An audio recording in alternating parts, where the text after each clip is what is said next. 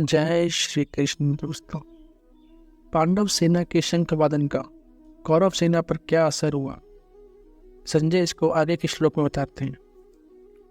सघोषोधार्ते राष्ट्राण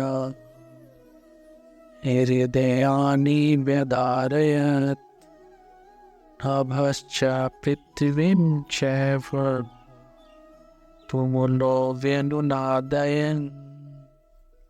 अर्थात पांडव सेना के शंखों के उस भयंकर शब्द ने आकाश और पृथ्वी को भी गुंजाते हुए अन्यायपूर्वक राज्य हड़पने वाले दुर्योधन आदि के हृदय विदीर्ण कर दिए। पांडव सेना की वह शंख ध्वनि इतनी विशाल, गहरी, ऊंची और भयंकर हुई कि उस ध्वनि और प्रतिध्वनि से पृथ्वी और आकाश के बीच का भाग गूंज उठा।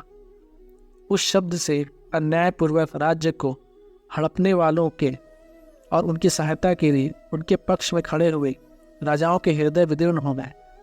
तात्पर्य है कि हृदय को किसी अस्त्र शस्त्र से विदीर्ण करने जैसी पीड़ा होती है, वैसे ही पीड़ा उनके हृदय में शंख ध्वनि से हो गई।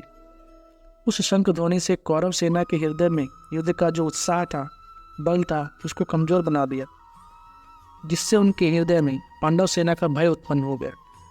महाभारत के महान युद्ध में कौरव सेना संख्या में 11 अक्षौहिणी की थी और पांडवों के पास 7 अक्षौहिणी सेना थी। एक अक्षौहिणी सेना में 12,870 रथ, 12,870 हाथी, 64,610 घोड़े तथा 1,09,350 पैदल सैनिक होते हैं। यहाँ शंका हो सकती है कि कौरव सेना की 11 अक्षौहिणी सेना के शंख आदि बाजे बजे तो उनके शब्द का पांडव सेना पर कुछ भी असर नहीं हुआ, पर पांडव सेना की 7 अक्षौहिणी सेना के शंख बजे तो उनके शब्द से कौरव सेना के हृदय विदीर्ण क्यों हो गए।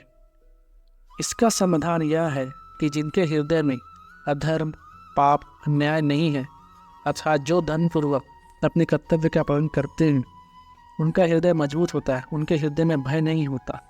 न्याय का पक्ष होने से उनमें उत्साह होता है, शूरवीरता होती है। पांडवों ने वनवास के पहले भी न्याय और धर्मपूर्वक राज्य किया था, और वनवास के बाद भी नियम के अनुसार कौरवों से न्यायपूर्वक राज्य मांगा था। अतः उनके हृदय में भय नहीं था, प्रत्युत उत्साह था, शूरवीरता थी। तात्पर्य है कि पांडवों का पक्ष धर्म का था। इस कारण कौरवों की 11 अक्षौहिणी सेना के बाजे का शब्द सुनकर भी पांडव सेना पर उसका कोई असर नहीं हुआ, परंतु जो अधर्म, पाप, अन्याय आदि करते हैं, उनके हृदय स्वाभाविक ही कमजोर होते हैं। उनके हृदय में निर्भयता, निश्चलता नहीं रहती, उनका खुद का किया पाप, अन्याय ही उनके हृदय को निर्बल बना देता है। अधर्म अधर्मी को खा जाता है। दुर्योधन आदि ने पांडवों को अन्यायपूर्वक मारने का बहुत प्रयास किया था। उन्होंने छल कपट से अन्यायपूर्वक पांडवों का राज्य छीना था और उनके बहुत कष्ट दिए थे। इस कारण उनके हृदय कमजोर, निर्बल हो चुके थे। तात्पर्य है कि कौरवों का पक्ष अधर्म का था।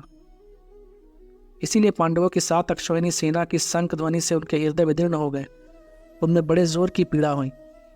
इस प्रसंग से हम सबको सावधान हो जाना चाहिए कि हमारे द्वारा हमारे शरीर, वाणी, मन से कभी भी कोई अन्याय और अधर्म का आचरण ना हो।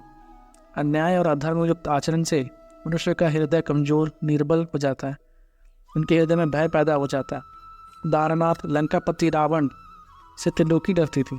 वही रावण जब सीता जी का हरण करने गया तब साधु का रूप लिया, तब वह भयभीत होकर उधर उधर देख रहा था। इसीलिए साधक को चाहिए कि वह अन्याय, अधर्म युक्त आचरण कभी ना करे। यहाँ एक शंका और हो सकती है कि दुर्योधन इतना अधर्मी था, फिर भी उसके पक्ष में 11 अक्षौहिणी सेना कैसे हो गई, और पांडव इतने धर्मयुक्त कार्य करते थे पर उनके पक्ष में सिर्फ 7 अक्षौहिणी सेना रही। तो इसका समाधान यह है कि दुर्योधन के पक्ष में 11 अक्षौहिणी सेना का होना संभव ही नहीं था, परंतु जब पांडव वनवास में चले गए तब दुर्योधन ने धर्मराज युधिष्ठिर की राज्य करने की नीति को अपनाया।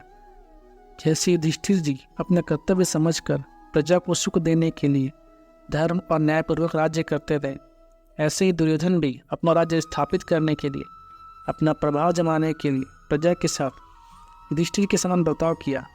13 वर्ष तक प्रजा के साथ अच्छा बर्ताव करने से युद्ध के समय बहुत सेना जुट गई, जो कि पहले पांडवों के पक्ष में थी और पांडवों को चाहते थे। इस प्रकार 9 अक्षौहिणी सेना तो दुर्योधन के प्रजा के साथ अच्छा बर्ताव करने से उनके पक्ष में आ गई।